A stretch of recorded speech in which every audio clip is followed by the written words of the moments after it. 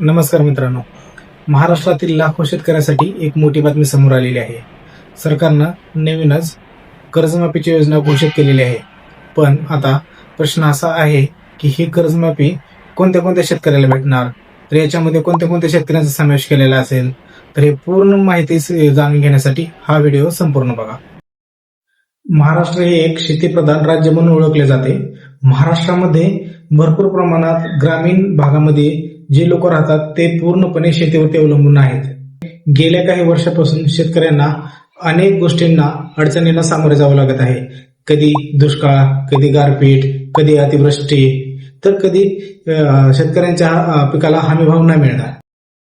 यामुळे शेतकऱ्यांचं मोठ्या प्रमाणात आर्थिक नुकसान होतं आणि शेतकरी बँकेतून कर्ज घेण्यासाठी हे मजबूर होतात.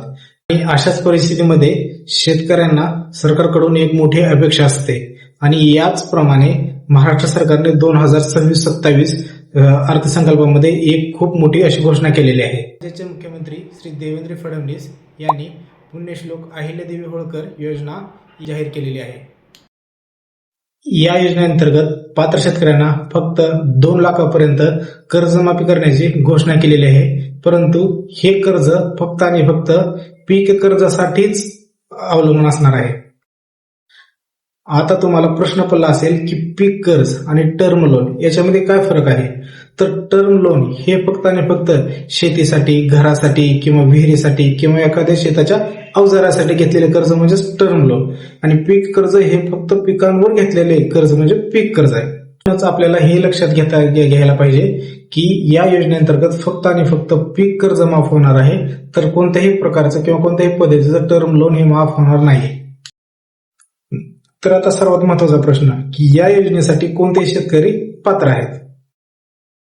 जर एखाद्या शेतकऱ्याचं कर्ज 30 सप्टेंबर 2025 पर्यंत थकीत असेल तरच या कर्जमाफीचा त्या शेतकऱ्यांना लाभ घेता येईल. याचाच अर्थ ज्या शेतकऱ्यांचं कर्ज 30 सप्टेंबर 2024च्या आधी घेतलेलं आहे त्याच शेतकऱ्यांना याचा लाभ भेटेल. आणखीन एक प्रश्न पडला असेल की ज्या शेतकऱ्यांनी रेग्युलर मध्ये कर्जाची परतफेड केलेली आहे तर त्या शेतकऱ्यांना याचा काय फायदा आहे.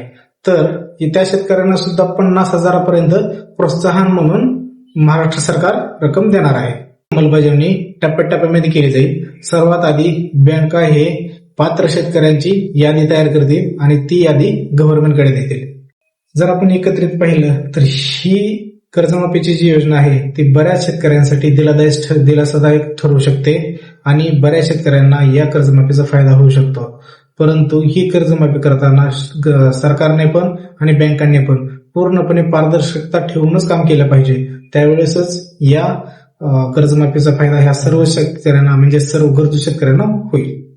जर तुम्हाला हा व्हिडिओ आवडला असेल तर अशाच माहितीपूर्ण व्हिडिओसाठी चॅनलला सबस्क्राईब करा, कमेंट करा आणि शेअर करायला विसरू नका.